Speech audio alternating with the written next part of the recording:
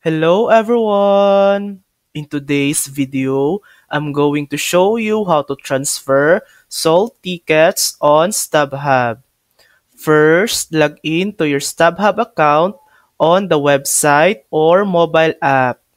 Next, go to My Tickets and select the event where your tickets were sold. StubHub will guide you with a delivery method based on the event and ticket type.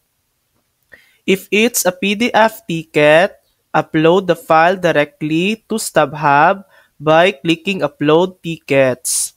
If it's a mobile transfer ticket, StubHub will provide the buyer's name and email. Log in to the original ticket provider like Ticketmaster, AXS, or the Team's Ticket Portal, and transfer the tickets to that email address. If it's a barcode ticket, you may need to enter or confirm the barcode numbers directly in StubHub. After you've uploaded or transferred the tickets, StubHub will update the order status to delivered. And that's it. Your buyer will now receive the tickets and you'll get paid after the event takes place. Thanks for watching.